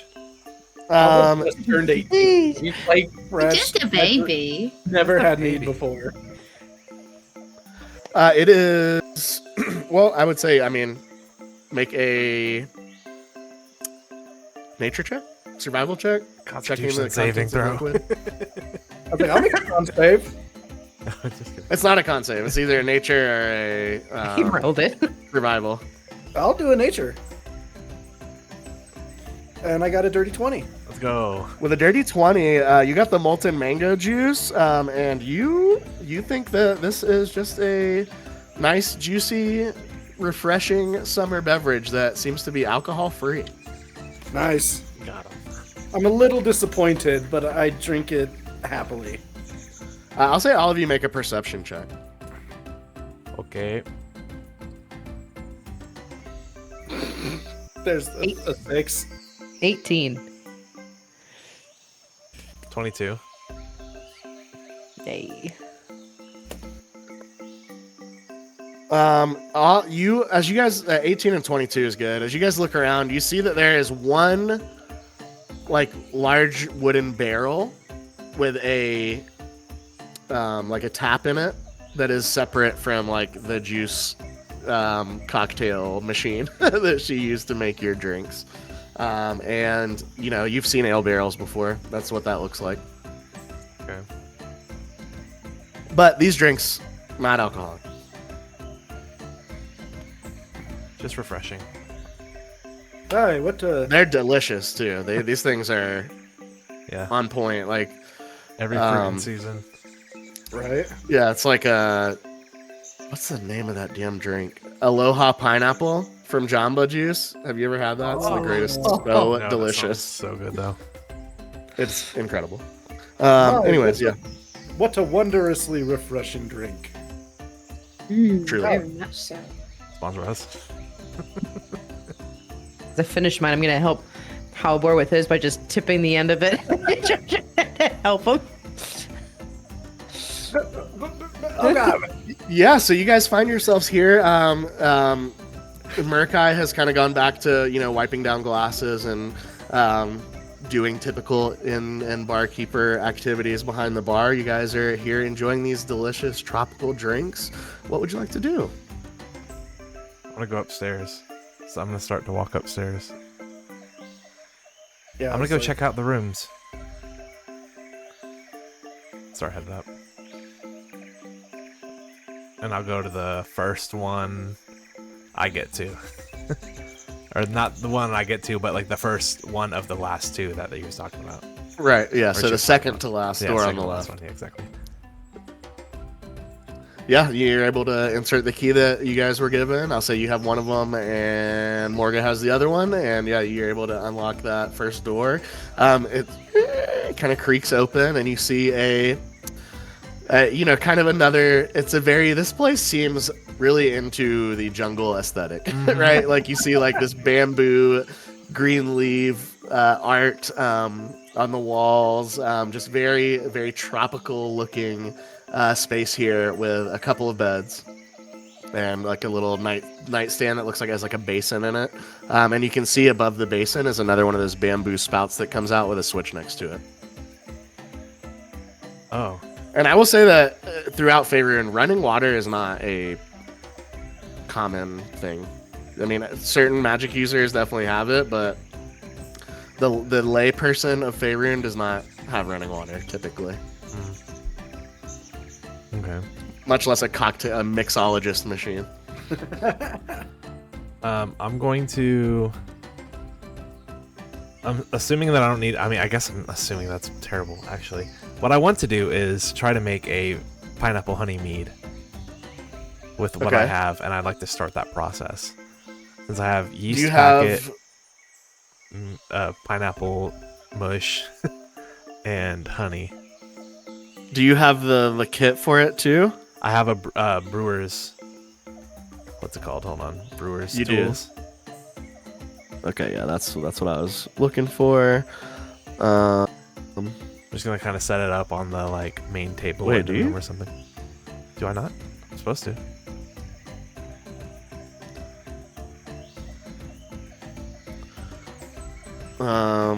Bedroll bell, lantern, tinderbox, water skin. Wait, do I actually not? Is it like part of your background or something? I mean, if it's anything like mine, it's in the tools section on the far left bottom. Yeah, and it's not in there. Maybe I had it at some point and I changed something and I don't have it anymore or something. Damn, that's brutal. Well, that's fine. Okay, so we'll say this is what happens. You go in the room and you go into your pack and you're looking for your brewer's tools. Yeah. And they are not there. And as soon as they're not there, you're like, I mean, I crashed in a ship. Like, Yeah. maybe they got swept away in the current. I'm just like frantically like taking everything out of my pack and like feeling the edges of the like inside of the pouches and stuff just in case. And I'll say you have one more thought in this moment as well. You think about the barrel you saw at the bar downstairs, and you know that came from somewhere. Yeah. So Precisely. I'm gonna put everything back in my packs and just kind of like sit on a bed, like lay back for a little bit. cool. I will say you guys got started pretty early this morning, and I think you were able to handle the crocodiles fairly quickly. So I'm gonna put you guys it's like early afternoon right now. Like, so it's around like maybe 1 to 2 in the afternoon by what you guys know as time, Yeah. right? Like based on the sun and everything else. You're not getting a lot of feedback on that from the residents here, but it seems like it's around 2. Like, what do you mean? There's 2 times: sun down and sun up. Right now it's sun up, obviously. We can introduce them to the sundial. It totally fits their aesthetic. Oh, it's true. It's easy to do with like these. It just needs an open spot of sunlight, and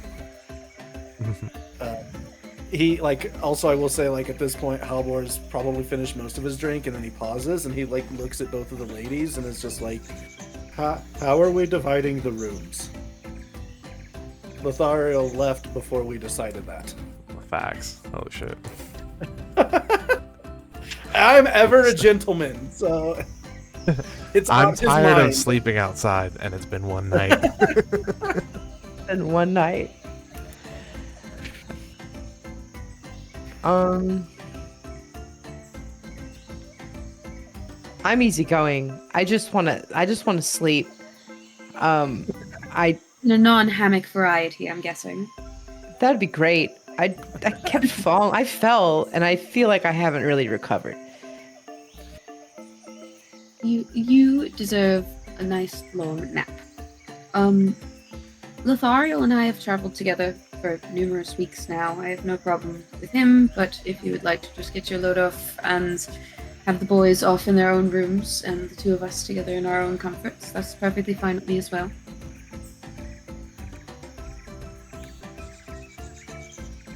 Just crash Morga, I want you to make a let's do insight. Okay. A 19. Oh my 19 goodness. is very good, and this was not. Sometimes you just gotta pick a check that makes the most sense. Yeah, for sure. Kind of like this, similar to like you drawing the threat from the crocodile earlier, through deception or intimidation. I mean, with this insight check, you kind of think to yourself, like, I think that Morga has developed a protective relationship with Halbor. That's my little buddy. So I think on that 19 insight, your priority with these people is him right now, I think. I agree. I'm going to reach on the bar and pick up Halbor and put Halbor back on the ground. And in the process of as if like you're taking a toddler off of a, just putting them back down, just be like, how about this? You just go with me. It'll be great. Okay. He's just like very nonchalantly just like that was your choice. Yes. That is okay. I do think we need to go to the library though. Considering as beautiful as this place is, we'd still have a mission to think about. And also none of these so-called banana coins.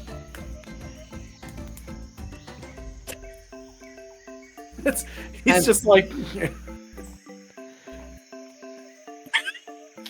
I'm upstairs with my boots off, just kind of like massaging my feet. Yeah, I imagine that Abigail would have like brought her stuff upstairs after that was decided, and then like walked in to like drop her bag and just sees like Letty with all the bottles and such, and just like, what are you doing? I thought I could make something, but I seem to misplace some of the tools I need. But I might be able to figure it out. I'm sure they have a shop in town once we figure out these banana currencies. Do you think we could just take bananas and get coins for them? Do you think it's more complicated than that? I fear it is. How do you think... What makes you think that we can trust these people? Honestly, I think they're probably more scared of us as outsiders than we are of them coming into their home turf. They are very willing to help as well. We almost watched that man become gorilla chow, or nope, crocodile chow. That was terrifying, by the way. I haven't fully unpacked that part, but that was terrible. Oh, you did well. He kind of just gets a little, like, shy to himself and, like, fixes his mask up. Thank you. She, like, gives him a shoulder squeeze and, like, shakes him again. You take all the time you need to relax. I think we're gonna go into the library if you are to join us. But either way, I want you rested up for that drum time later, because we're going. Alright. Just start kind of lacing my boots back up. Putting my jars back in my pouch and stuff. You're like, no way in hell I'm not going to the library. Book time. Is everybody waiting downstairs? I think Halbor's doing whatever Morga tells him to, but yeah. I think they're probably putting their items in their rooms as well, but... Speaking of terrifying, she's an absolute savage. I like her. She seems fun to me. I'm just glad that she's on our side. Me too. Oof. Alright. What's going on in the other room? Morgan's gonna look at Halbor and go, so do we want to rest? Do we want to get more juice? Do we want to just stare at the fact that there's talking monkeys and gorillas? Just everything? I've never seen this before. I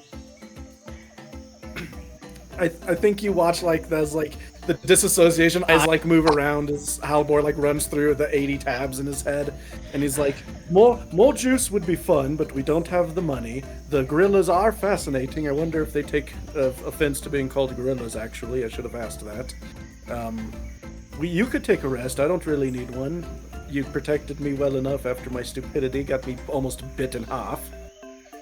My biggest He like looks and he's got like extra holes in his jacket and shit from the crocodile teeth.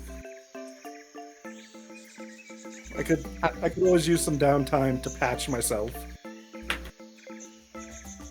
Morgan's gonna just kind of like a fidget spinner in a way, just like the medallion that's attached to her, just kind of like always whenever she's not like nervous but doesn't know what to do next, just kind of like rubs it.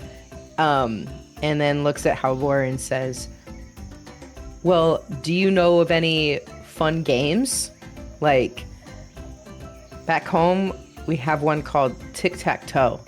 and it is absolutely amazing. And there have been absolute fights, brawls. I'm not going to fight you, but it is a fun game. And I think with somebody as book savvy as you would really enjoy this. Oh, I never had many friends when I was younger. Please teach me. I would love to experience a new game. This tic-tac-toe that you speak of. All right, as you start explaining tic-tac-toe to, we're gonna go back to the first room. Hey man, when you've been sick all your life, you don't know what a game is, really, right? Well, you're learning now. I'm ready. Shall we go? I think so. I managed to not get hit during that last fight, so I just got to fey out a little bit. Yeah, I haven't seen that I'm ready when you are. much from you, but it's an interesting It's a bit form. of a trick from home, and I guess being around so much influences of home just made it come out a little more. Do you ever miss home? I miss the Feywild. I don't miss my physical home, and I don't think they miss me. But I miss the Fey themselves, the nature. That's why I became a druid in the first place. I can relate. At least to the city, not the Fae. You seem rather fond of your music, no matter your origins. It's been me and a bit of music for most of my life. I haven't. He just kind of stares off. 1,000-yard stare. Well, Yeah. She shakes him a little more and then pats him on the back to start leading him out of the room. I'm just Come gonna on, walk we out. have music to make, don't we? And reading to do. Of course. And head downstairs. And I'll say the two of you during this tic-tac-toe lesson can kind of hear the sounds of people exiting the room next door. And you guys would know that that's the room that Abigail and Lothariel are in. Oh yeah, because we'd be the last room on the left. That's right. And we'd hear it and it'd just be like, Morga, this was fascinating. Thank you for taking the time to teach me the basics. I think I just heard our compatriots leave. Hey, my pleasure. Next time, we're going to put money on this, okay? And winner gets 5 coins. I think that's good. But we should get going. And she's going to walk forward a bit, stop in her tracks and go, oh, right. And then just kneel down and pat her shoulder. I clamber on up. Thank you as always. I fucking love it. It's my little buddy. We'll carry your service, dude. It allows me. I think this fully stay. is going by improvised mount rules by now. All right, so yeah, you guys collectively kind of meet back up in the hallway and head back downstairs and out into the village. Before Gorman left, he did let you know that his library was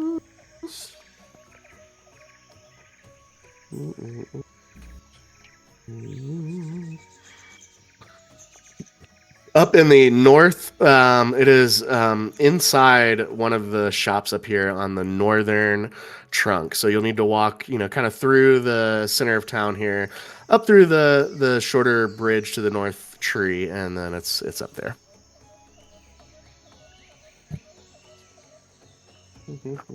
All right, shall we go? Yeah, and you guys, as you make your way through the town here, I'll give you a little rundown of everything that you're kind of passing on the way through the village here.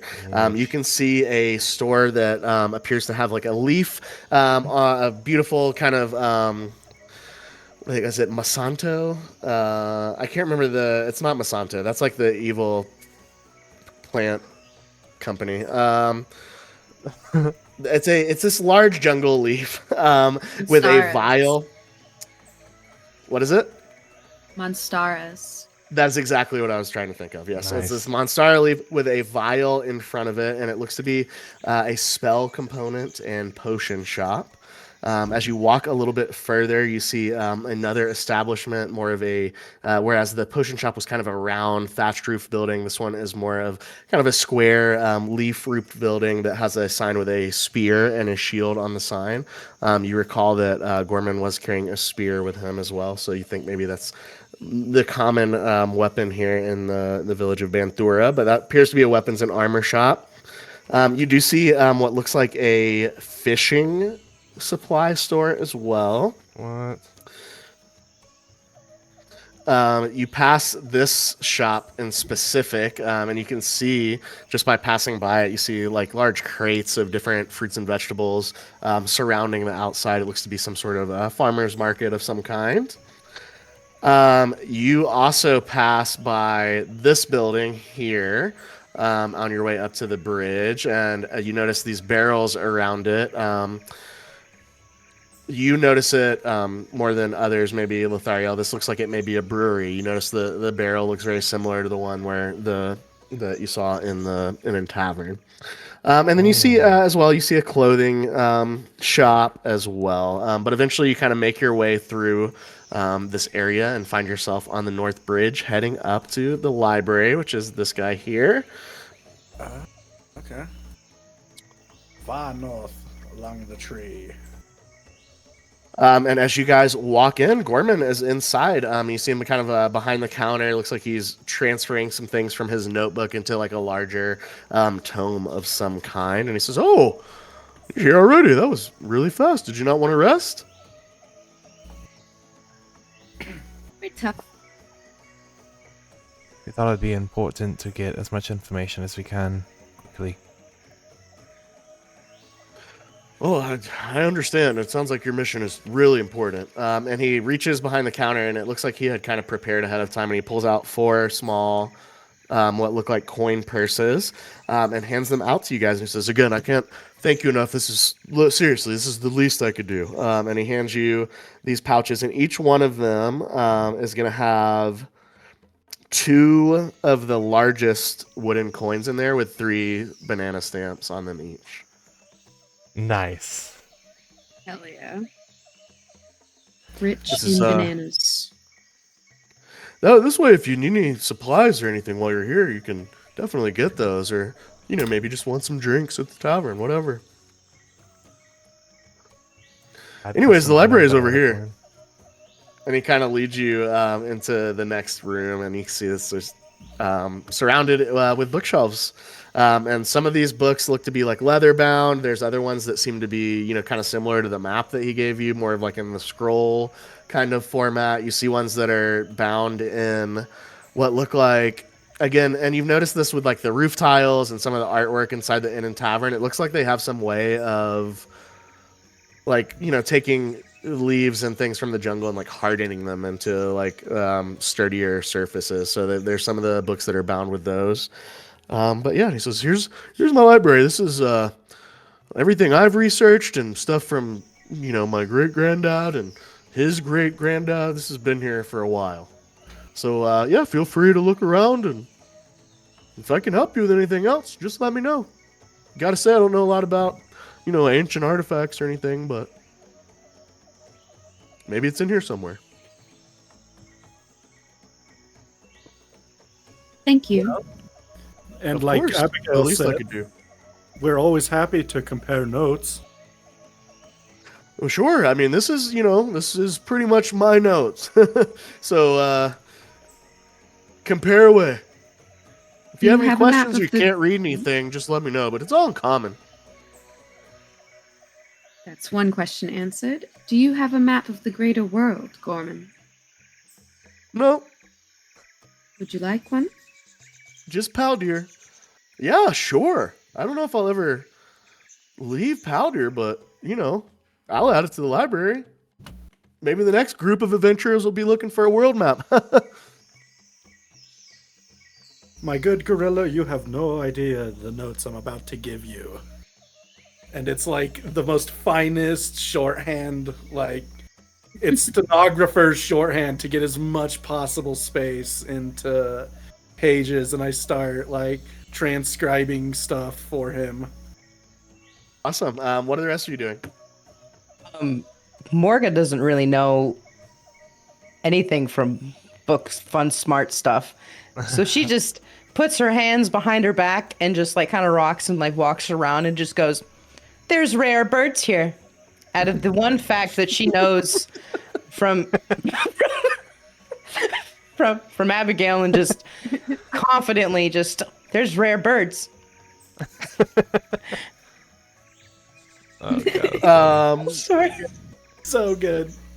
All right, so you are writing notes for Gorman. You are, kind of posturing bird knowledge. What about the rest of you?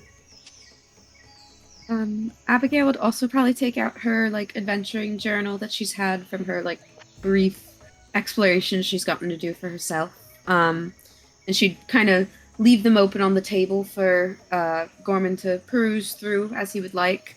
And then she's going to go and start looking at the books within this library and see if there's anything about any other settlements here, or if there's any maybe lore about the Pirates Keep and if that intersects in any way with what we are doing, because it just seems to keep coming up and she's getting suspicious. And just anything that might help us. Absolutely. And Lothario, what are you doing? I was gonna say, while she's looking into that kind of stuff, I'm just gonna kind of like follow behind her and watch what she's grabbing from, while like have my flute out, just very softly playing like just like a minor scale of like some whole notes, something just like airy and wispy, kind of just to like give a little bit of ambience to it. And I'm gonna give her a bardic inspiration through that. Perfect. You feel, Abigail, inspired by this beautiful melody that's going on behind you, even more so than the inspiration that you maybe feel from being in this really cool, different space here. Go ahead and make an investigation check as you're looking through the shelves here for some clue to what the hell you're going to do on this island. With a d6. Okay. And I'd just like to give a little note. I'm copying down an entire, alphabet of both Elvish and Gnomish, the two languages I know. And then I'm writing out my whole history of knowledge about the gods. And I wanted to, however long that takes, I'm going to do that and then present him with these like bits of info first. Gotcha. Takes me a little bit, but that's the goal. Perfect. Got an 11. You want my d6? An 11 with the d6. Luckily you guys have some time here. It's early afternoon. You guys are looking through these shelves, and you're about to. I think that's even a stretch. I don't think you're about to give up, but you're starting to get like a little irritated. You're going through these books. You're finding tons of stuff on, similar to what he told you he was researching, like these like social aspects of I different think Abigail animals. Would go in with these like really big aspirations and like, yeah, we're gonna find this, and then she's gonna find like one chronicle of the natural fauna here and like flora, and she's gonna be like, oh, and just get stuck looking at it until like Letty gives her like a nudge, like, hey, we're supposed to be looking for something else, and she's just like embarrassedly like, oh, I got distracted first book.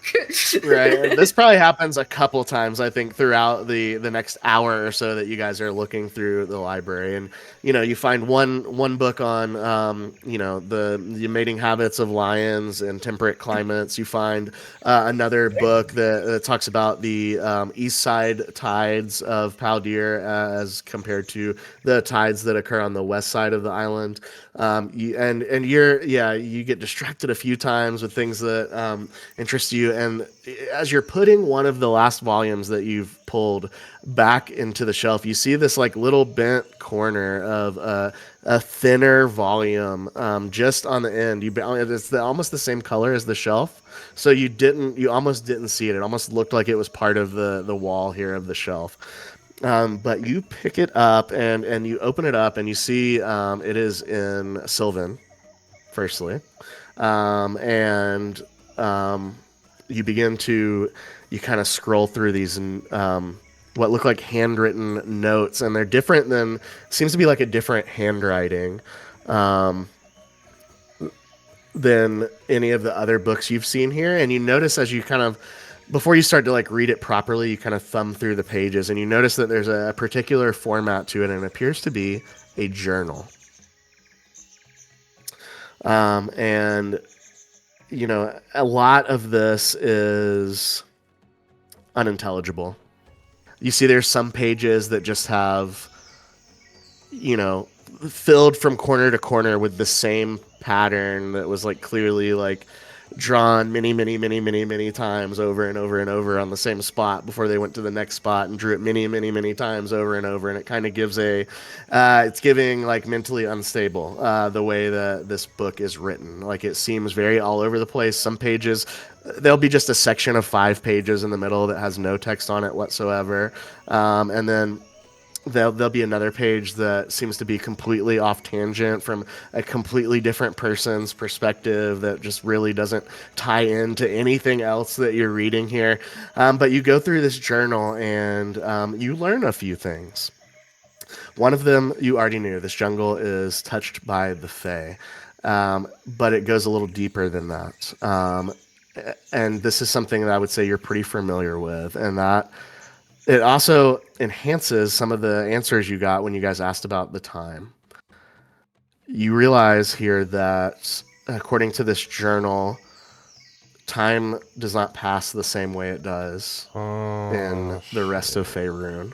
The journal theorizes that it is so drastic, in fact, that one day off island is equivalent to an entire week in Paldir. Damn. Wow.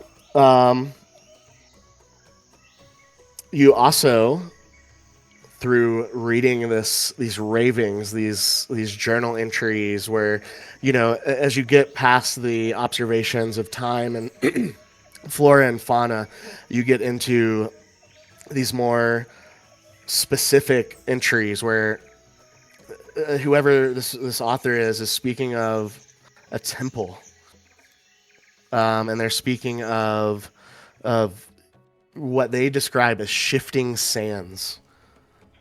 It goes on to say that the area around where he believes this temple is changes, and you'll be in one spot on one day, and if you go to the same spot the next day, it's completely different. And he speaks about how the land and the plants and the rocks and trees seem to be shifting in time, and there's no rhyme or reason to the area around this temple. And he talks about how he wants to reach it and thinks that he's getting closer, but he's just trying to figure out these shifting sands. And in the very last entry of this journal, he goes on to say that he feels like he's getting very close to discovering the patterns of these shifting geographic area that surrounds the temple. And the last thing he says in this last entry is that he saw people watching him, and he's fearful of the pirates of this island. Interesting. Can I get clarification? Does the vibe of this library seem like his personal library, or like it's a library people can come and like take books and bring them back, like actual library? No, it doesn't seem like a library card checkout situation. It seems like it's his personal library, like that have records. And you get the sense that people can come here, but like leaving with the text, you haven't. I'll say you don't have any reason to believe that's like the way it works here. Nothing's like kind of giving that at all. It more seems like his personal space where he allows people to come and learn if they would like. He's just gonna read it and real close to Letty and just go, "I want this book." What is it? It's all written in Sylvan, and it's about a temple and the effects magically that this island has on itself and that temple. And also a descent into madness that I feel cannot be left out of this conversation. Oh yeah, that changes a bit. She just opens to the page with all the symbols. Psychotic. Lothariel, as you look down into this this book and you see all these symbols and you hear what she's saying, and Abigail, is that you're kind of going over what you've learned in your head. Okay, there's a temple. This guy was worried about pirates. The geography is shifting. You guys all start to hear a sound coming from the center of town. Oh yeah, baby.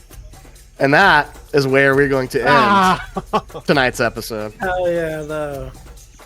Hey, we're gonna have a drum party. Hell yeah. I hope Sick. Norman appreciates the new dialects I have imparted. GG's. As long as one of them isn't Sylvan, she's just gonna. By the way, if you find anything you like, let me know and I can make copies of it since I am proficient in calligrapher's tools. She's just gonna hand it over like a brat. So, All right, and we will explore this little lore dump we just got and see what happens before dinner time in this jungle village with crazy water-powered mechanical machines and Banana coins. armband-wearing gorillas. Next banana time. coin. Heck yeah. Great. Thank you so much. Yeah, that's awesome. Freaking banana GGs, coins. everybody. I love Thanks the banana coins. Thank you all for saving my behind from the alligator crocodile. From the You're more than crocodile. welcome. Alrighty, thank you so much for watching tonight's episode of The Jungles of Paldir. We hope you enjoyed it. One more quick reminder, all of our social media is at Side21TV. You can check us out on Instagram, Blue Sky, and TikTok there. Side21.tv is where you'll find all of our merch. And we hope you have a wonderful rest of your evening, and we'll see you next time on Side21. Have a good night.